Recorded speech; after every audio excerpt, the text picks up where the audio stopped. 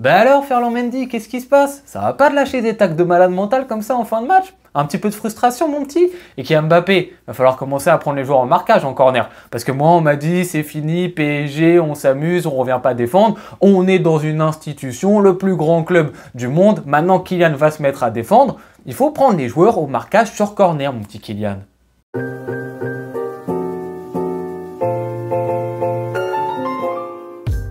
Les amis, première journée de Liga, le Real Madrid fait match nul 1 partout sur la pelouse de Mallorca. Rien de quoi s'alarmer, bien évidemment, nous sommes en début de saison, plein de choses peuvent se passer, ne faisons pas de conclusion hâtive sur notre cher Real Madrid qui a montré plein de fois qu'il a mal démarré la saison et a fini en tête et tout devant sur la scène européenne. Donc on va pas parler trop vite, mais on peut quand même remarquer et notifier certaines choses de cette équipe. Et tout d'abord, ce qui est important de notifier, ça va être leur animation cette année, parce qu'on a la venue de Kylian Mbappé et ça pose plein de questions, notamment comment justement ils vont se positionner chacun les uns par rapport aux autres. On avait vu certaines choses face à l'Atalanta qui se sont un petit peu répétées dans ce match-ci, notamment l'idée que Kylian Mbappé va être le joueur axial de ce trio offensif, Vinicius sur le côté gauche et donc Rodrigo sur le côté droit. Alors bien évidemment, vous le savez, ces joueurs sont très mobiles, il peut y avoir beaucoup d'alternatives. Mbappé peut prendre le ballon et se mettre sur le côté gauche, Rodrigo aussi, on va le retrouver pas mal sur le côté gauche, c'est très mobile. Mais dans l'idée principale, on a cette position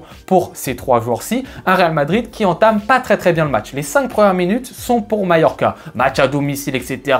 Tout le public en feu, on met de l'intensité. À partir de la 6e minute jusqu'à la 40e minute, c'est le Real qui ultra domine cette partie. Ils sont super proactif. Dans la conservation, c'est très intéressant. Dans les combinaisons offensivement, on voit de très belles choses. Le Real maîtrise largement cette partie. Le Real va marquer rapidement à la 13e minute grâce à Rodrigo. Ce but va permettre, en plus de la domination du Real Madrid, de pouvoir aussi être dangereux en transition, ce qu'ils vont affectionner cette année, parce que quand tu as Rodrigo, Vinicius et Mbappé, je peux te dire que dès que tu as des espaces devant toi, bah t'es bien content. Donc le Real Madrid peut vraiment se régaler durant cette première mi-temps. Notamment, on l'a dit, grâce au trio de devant qui n'est pas à des niveaux égaux durant cette première mi-temps, on va le dire. Mbappé est un tout petit peu en dessous durant ces 45 premières minutes. Du mal, je trouve, dans ce positionnement numéro 9, etc. Il l'a pas tout de suite en tête. Même avec le ballon, je trouve quand même encore un petit peu de déchets du côté de Kylian. On est loin du Kylian Mbappé prime. Ensuite, tu as Rodrigo, très intéressant. C'est le buteur, magnifique but, un super belle frappe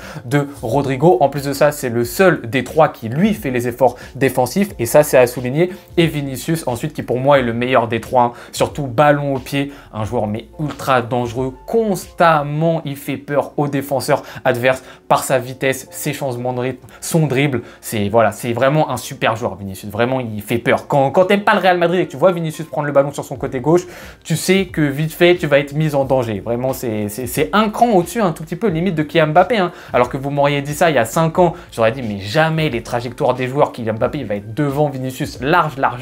Vinicius à l'heure actuelle, en août 2024, pour moi, il est un cran au-dessus de Kylian Mbappé. Donc ça déroule pour le Real Madrid, sauf que dans les 5 dernières minutes de la première mi-temps, tu commences à avoir des petites alertes parce que tu as certains joueurs du Real Madrid qui commencent à fatiguer et le problème c'est que cette dynamique, elle va continuer sur les 15 premières minutes de la seconde mi-temps. En effet, on est sur un Real Madrid qui va très mal entamer cette seconde mi-temps. Et pourquoi? Parce que les défauts de son animation vont être mis en avant par Mallorca. Mallorca va mettre de rythme, va mettre beaucoup d'intensité sur ces 15 premières minutes et le Real Madrid, les défauts de son animation vont se voir. C'est-à-dire que dans le football actuel, mesdames et messieurs, on n'est pas dans FIFA. C'est-à-dire que c'est bien sympa d'avoir ce trio qui est magnifique, Rodrigo, Vinicius, Mbappé, bien sympa d'avoir Bellingham également, mais au bout d'un moment, le football, c'est pas FIFA, c'est pas juste un alignement de noms. À savoir que le Real Madrid, quand ils n'ont pas le ballon, ils vont surtout jouer en 4-1-3-2, avec les deux de devant que sont Mbappé et Vinicius qui ne font aucun, mais je dis bien aucun repli défensif. Ensuite, une ligne de 3 qui vont énormément travailler, Rodrigo, Valverde et surtout Bellingham. Bellingham, je fais juste une petite parenthèse, c'est monstrueux ce qu'il fait Bellingham. C'est-à-dire que je vous promets, hein, en tant que mec qui est supporter du FC Barcelone, tu vois un joueur comme ça au Real Madrid, tu as envie de l'exploser. Le mec est partout défensivement. Tu as l'impression que c'est un milieu défensif, ça ne l'est pas du tout. Il cavale H24. Il a 57 poumons, il fait un nombre de tacles, c'est monumental. Dès qu'il y a un joueur adverse qui est face à lui en 1 contre 1, tu sais que Bellingham va le remporter. C'est une incroyable chance d'avoir ce joueur-ci qui est vraiment phénoménal. Alors je sais, Bellingham marquera moins que l'année dernière, sera moins dangereux parce qu'il a des tâches qui seront beaucoup plus défensives que l'année dernière, mais il n'empêche qu'il reste un élément crucial pour le collectif du Real Madrid. Individuellement, il va moins stater, mais il est ultra important. Je tenais à mettre un point d'orgue sur sa performance qui est vraiment XXL dans ce match-ci. Mais le problème, c'est que même si eux, ils font un travail de malade mental et que tu as Tchouaméni bien évidemment au point de basse, si tu as deux joueurs que sont Vinicius et Mbappé qui ne défendent pas du tout, c'est ultra compliqué dans le football moderne. Tu m'aurais dit ça il y a 15-20 ans. Ok, tu as deux joueurs qui ne défendent pas, qui ne font pas le repli, je te dis, ça passe. Maintenant, déjà, quand on a un seul qui ne fait pas le repli, dans le football moderne, ça devient très compliqué. Mais là, imaginez-vous, il y en a deux. Mallorca, ils se sont fait plaisir. Sur les côtés, Carvajal et Mendy, ils étaient super en difficulté. Pourquoi? Parce qu'ils ne savaient pas qui prendre entre le latéral de Mallorca ou l'ailier de Mallorca. Il y avait très souvent des 2 contre 1 et il y avait beaucoup d'espace dans les couloirs. Parce que tu as tout simplement deux joueurs qui ne défendent pas du tout. Donc, en première mi-temps, c'est super parce qu'on voit de magnifiques combinaisons entre les trois. C'est un super beau jeu. Dans les 30 derniers mètres, ça peut t'apporter énormément de choses. Et contre beaucoup de clubs en Liga, le Real Madrid va gagner parce que les autres ils sont trop faibles pour revenir au score, parce que le Real marquera beaucoup plus de buts que son adversaire.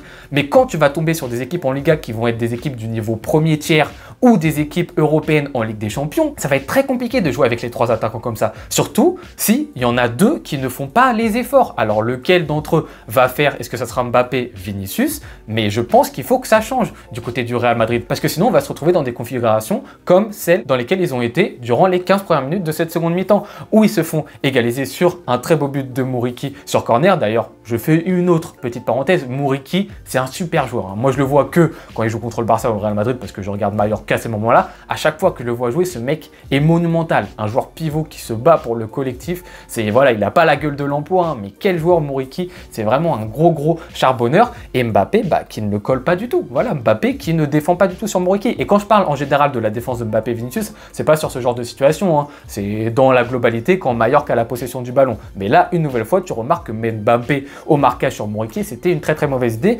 Mallorca égalise. Et ensuite, à partir de la 60e minute de jeu, il faut le dire, là, le Real impulse encore une grosse pression sur Mallorca. Et notamment, là, Mbappé devient pour moi le meilleur du trio. Je trouve un Mbappé très intéressant. Alors, pas avec le ballon. Je trouve encore loin, encore une fois, du niveau Mbappé prime avec le ballon. Mais sans le ballon, les appels dans le dos, dans le demi-espace un petit peu gauche de l'attaque du Real Madrid. Très dangereux Mbappé, très dangereux sur la seconde mi-temps. Pas sur la première, mais la seconde. Mbappé a augmenté justement son niveau de jeu, est dangereux à certains moments. Une frappe ras du sol qui est arrêtée par le gardien de Mallorca, ça revient presque sur Rodrigo. À un moment également, il va faire une frappe, sa spéciale, premier poteau qui a un tout petit peu dévié. Très bel arrêt du gardien de Mallorca. Le Real pousse, pressionne, etc. Moi, je me dis les 15 dernières minutes, on va suffoquer, on va rien voir du côté de Mallorca, ça va être très dur. Ils vont mettre 25 000 attaquants.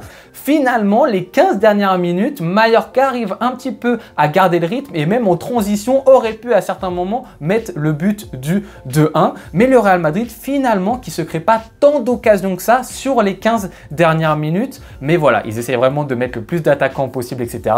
Ça ne le fait pas. Un partout, score final pour le Real Madrid. On l'a dit qui cette année va montrer des choses très intéressantes d'un point de vue offensif certainement, mais qui va devoir absolument régler son problème au milieu de terrain, ou en tout cas régler ce problème de joueurs qui vont faire les efforts défensifs. Bon après ça reste le Real Madrid, ils déjouent les lois du football depuis 8 ans, depuis 7 ans, ils arrivent toujours à déjouer quelque chose, ils peuvent le faire bien évidemment, hein, ça reste le Real, mais je pense, si normalement tout suit son cours, que ça va créer des problèmes. Et on en a déjà parlé dans des vidéos. Les supporters du Real me sont tombés dessus en mode t'inventes, etc. T'es un rageux, t'as juste ce seum. Mais c'est juste factuel que d'avoir 3 joueurs comme ça, très offensifs, qui en plus sont habitués un peu à jouer dans une même zone, etc. Ça va créer des problèmes dans ton animation, dans ta tactique. Et c'est tout à fait normal. Peut-être qu'Ancelotti va régler ce problème, il n'y a pas de souci. Mais dire qu'il n'y a pas de problème possible au Real Madrid, c'est être aveugle tout simplement. Il peut y avoir des problèmes et on les a vus typiquement ce soir. Peut-être qu'ils vont être résolus, ils vont être résolus rapidement, peut-être pas, on ne sait pas, ce n'est qu'hypothétique, mais être sûr et certain que ce trio va fonctionner,